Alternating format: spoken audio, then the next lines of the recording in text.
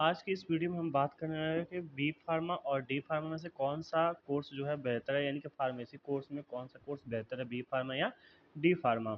उसके बाद जानेंगे कि इसका प्रोसेस क्या होता है, एडमिशन की एलिजिबिलिटी क्या होती है, एडमिशन प्रोसेस क्या होता है, कोर्स क्या होता है, फीस स्ट्रक्चर क्या होता है, जॉब अपॉर्चुनिटी क्या है और सैलरी क्या है। यानी इनकी फुल डिटेल्स हम जानने वाले हैं इसकी वीडियो में, बी फार्मा और डी फार्मा के बारे में। आज के इस वीडियो को देखने के बाद आपका जितना भी डाउट बी फार्मा और डी फार्मा से रिलेटेड है पूरा का पूरा कंप्लीट होने वाला है। तो इस वीडियो को लास्ट तक बने रहिएगा। लास्ट में हम बताएंगे कि अगर आप बी फार्मा के किसी भी ईयर में हैं तो कौन सा जॉब आपके लिए बेटर है, क्या बी फार्मा करने के बाद कोई और भी कोर्स आपको करना चाहिए या नहीं करना चाहिए। तो चलिए वीडियो स्टार्ट करते हैं। तो पहले समझते हैं बी फार्मा और डी फार्मा का ड्यूरेशन क्या होता है। बात करते हैं बी फार्मा जो होता है आपका, ये एक ग्रेजुएशन है। क्या है ग्रेजुएशन, ये क्या है, एक डिप्लोमा है। ये क्या है आपका ग्रेजुएशन, यानी कि आप बी फार्मा कर डी फार्मा करने के बाद आपको ग्रेजुएशन करना भी क्या है, कंपलसरी माना जा सकता है। ठीक है, बी फार्मा क्या है, आपका डिप्लोमा भी कंप्लीट हो जाता है और ग्रेजुएशन भी हो जाता है। ये 4 साल का होता है और ये जो होता है आपके 2 साल का होता है। अभी के बात करें प्रेजेंट टाइम में, तो जो बी फार्मा है उसको कंप्लीट होने के बाद कोई भी आपको एक्स्ट्रा एग्ज़ाम नहीं देना है। लेकिन डी फार्मा में उसमें एग्जिट एग्ज़ाम आपको देना है, कंपलसरी हो गया है। तो डी फार्मा आपको 2 साल का होता है, बी फार्मा 4 साल का होता है। अगर एलिजिबिलिटी की बात करें, यानी कि बी फार्मा में एडमिशन होने के लिए आपके पास क्या होना चाहिए, कौन सी डिग्री होनी चाहिए, तो आपको बता दें कि 10+2 यानी कि 12 कंप्लीट होना चाहिए, यानी कि 12th कंप्लीट होना है। 12th क्लास में कौन कौन से सब्जेक्ट होना चाहिए, फिजिक्स होना चाहिए, केमिस्ट्री होना चाहिए और बायोलॉजी या फिर मैथ होना चाहिए। तो आपके 3 सब्जेक्ट कंपलसरी हैं 12th क्लास में, फिजिक्स, केमिस्ट्री, बायोलॉजी या मैथ, दोनों में से कोई एक होना चाहिए। ठीक है, अगर आप आर्ट से कंप्लीट किए हैं 12th, तो आप बी फार्मा करने के लिए एलिजिबल नहीं है। अब देखिए, आपके 12th में जो तीनों सब्जेक्ट में आपके 50% से अधिक होना चाहिए। अगर आपके 50% से कम है तो एडमिशन नहीं होगा, आपका 50% से अधिक है तो आपका एडमिशन होगा या फिर नहीं होगा। अगर बात करें कि बी फार्मा में एडमिशन लेने के लिए क्या कोई इंट्रेंस एग्ज़ाम देना पड़ता है या फिर नहीं देगा, कई जगह जो होते हैं आपके नीट के, अगर आप एग्ज़ाम दिए हैं तो वहाँ पे आपके एग्ज़ाम से वैलिड होता है, आप बी फार्मा में एडमिशन ले सकते हैं। कई जगहों पे यू ई टी का एग्ज़ाम, अगर सी यू टी का एग्ज़ाम आप देते हैं तो आपके लिए बहुत ही बेनिफिट होने वाला, क्योंकि स्कॉलरशिप आने में कोई भी प्रॉब्लम क्रिएट नहीं होगा।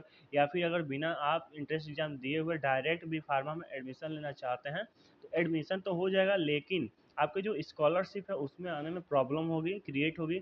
तो आप बिना इंट्रेंस एग्ज़ाम दिए हुए, चाहे कोई भी कोर्स बी फार्मा हो या डी फार्मा हो, उसमें आपको बिना इंट्रेंस एग्ज़ाम दिए हुए एडमिशन नहीं कराना है। तो कौन कौन सा इंट्रेंस एग्ज़ाम देना है, या फिर आप नीट का एग्ज़ाम दिए तो भी फार्मा में एडमिशन हो सकता है, या फिर आपने सी यू टी का एग्ज़ाम दिया तो भी फार्मा में एडमिशन हो सकता है।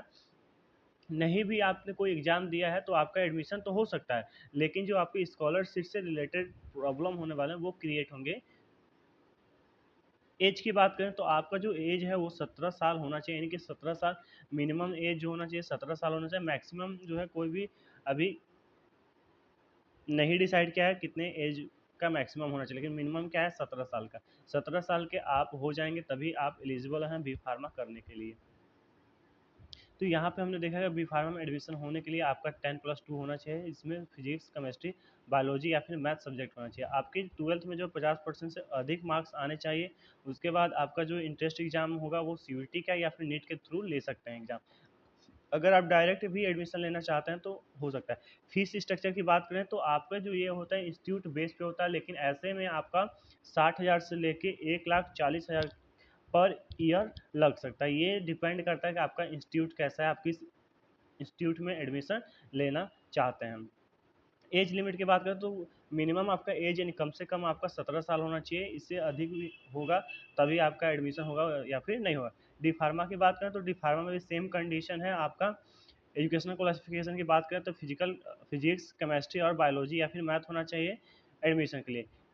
इसमें जो है क्वालिफाई आपका 12th होना चाहिए, इसमें कोई भी आपका मार्क्स जो है डिस्क्राइब नहीं किया गया है, इसमें भी 50% ही होना चाहिए। इंस्टेंस एग्ज़ाम की बात करें तो आपका जो एग्ज़ाम होगा वो आपका जीपैट का होगा, सॉरी जीपैट नहीं, जीकअप का होगा।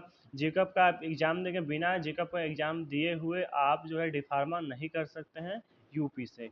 अदर स्टेट से कर सकते हैं लेकिन यूपी से नहीं कर सकते। एज लिमिट है सेम वही, यानी कि सेम प्रोसेस वही है, सिर्फ आपका यहाँ पे कोर्स जो ड्यूरेशन है वो आपका 2 साल का हो जाता है, और जो आपका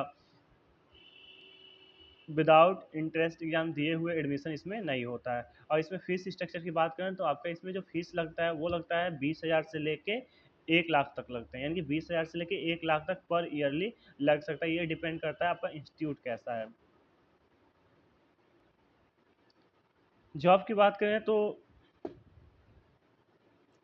बी फार्मा करने के बाद आपके जो जॉब फार्मेसी कैरियर में फार्मासिस्ट के रूप में भी देखा जा सकता है, क्लिनिकल फार्मासिस्ट हो सकते हैं, रिसर्च कर सकते हैं, आप साइंटिस्ट बन सकते हैं, मेडिकल स्टोर भी खोल सकते हैं, क्वालिटी कंट्रोल भी कर सकते हैं, यानी कि इंडस्ट्री में भी जा सकते हैं। सैलरी की बात करें तो आपको जो बी फार्मा करने के बाद सैलरी जो होता है 2.5 लाख से 6 लाख पर ईयरली, यानी कि एक साल में, मंथली नहीं है, आपके एक साल में 2.5 लाख से लेके 6 लाख तक आपकी सैलरी हो सकती है। ये बेस करता है कि आप किस पोजीशन पे है और किस इंडस्ट्री में है।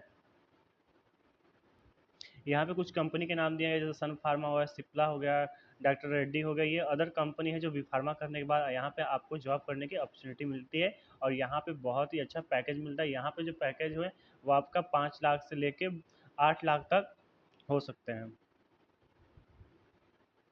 प्लेसमेंट रेट की बात करें तो ये इंस्टीट्यूट पे डिपेंड करता है, अगर आपका अच्छा इंस्टीट्यूट है तो वहाँ प्लेसमेंट कराता है, या फिर नहीं अच्छा स्टूडेंट है तो आपका प्लेसमेंट नहीं होता है। 60 से 80% जो है चांस होता है प्लेसमेंट के। ये डिपेंड करता है आपके इंस्टीट्यूट पे, यानी कि आपका इंस्टीट्यूट कैसा है। डी फार्मा की बात करें तो डी फार्मा करने के बाद आप बस जो है हॉस्पिटल में जॉब कर सकते हैं, टेक्निकल कर सकते हैं, और कहीं भी जॉब नहीं कर सकते। यहाँ जो इसकी सैलरी की बात करें तो 2 लाख से 4 लाख पर ईयरली रहने वाली, यानी कि बी फार्मा से यहाँ पर सैलरी जो होती है कम रहता है। प्लेसमेंट की बात करें तो कोई भी प्लेसमेंट यहाँ पर नहीं होता है। आप गवर्नमेंटेड जॉब ही कर सकते हैं, सॉरी गवर्नमेंटेड जॉब और प्राइवेट जॉब दोनों कर सकते हैं, लेकिन सिर्फ क्लिनिकल बेस पे, यानी कि हॉस्पिटल में ही कर सकते हैं, बाकी कहीं नहीं कर सकते हैं। अगर आपको डी फार्मा करने के बाद आपको करियर में और ग्रोथ चाहिए तो बी फार्मा करना पड़ता है। ठीक है, डी फार्मा करने के बाद अगर कोई करियर में आपको और ग्रोथ चाहिए तो बी फार्मा करना पड़ता है। अगर आपने बी फार्मा किया है तो और भी ज़्यादा ग्रोथ चाहिए तो एम फार्मा कर लिए, फार्मा डी कर लीजिए, या फिर पीएचडी कर लीजिए, आपको अच्छे पैकेज और अच्छे पोस्ट मिलेंगे। तो ये कैरियर की बात हो गई।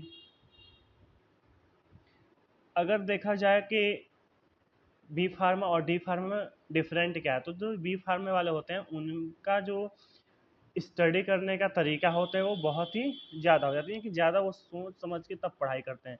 डी फार्मा वालों को क्या है, ये सिर्फ ऊपर से ही पढ़ा के छोड़ दिया जाता है। सब्जेक्ट तो टोटल उतना ही रहता है जितना बी फार्मा में उतना डी फार्मा, लेकिन बी फार्मा में डीपली पढ़ाए जाते हैं और डी फार्मा में आपको डीपली नहीं पढ़ाया जाता है।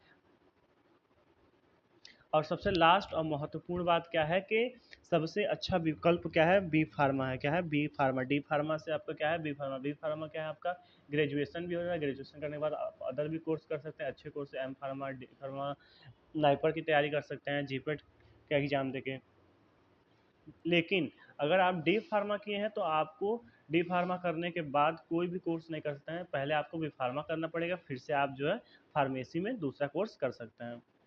डी फार्मा उन बच्चों के लिए फ़ायदेमंद है जो पहले जॉब करना चाहते हैं, यानी कि उनका 2 साल में कंप्लीट हो जाता है बी फार्मा, वो 4 साल में, तो 2 साल एक्स्ट्रा इनको मिलता है, ये जॉब कर सकते हैं, अच्छे परफॉर्मेंस कर सकते हैं। लेकिन जो सैलरी की बात करें तो बी फार्मा वालों से डी फार्मा की सैलरी क्या होती है, कम होती है। तो मेरे ख्याल से जो है बी फार्मा कोर्स बेहतर है कंपेयर टू डी फार्मा। हाँ, जिनके पास थोड़े पैसे कम हैं या फिर टाइम कम है, उनको जल्दी कमाना है, फैमिली, तो उनके लिए क्या है, बी फार्मा से अच्छा डी फार्मा है। लेकिन अगर आपको अच्छे पोस्ट पाना है, अच्छा पैसा कमाना है लाइफ में, तो आपको टाइम देना पड़ेगा, और मैं बोलूँगा कि आप बी फार्मा कीजिए, डी फार्मा ना कीजिए।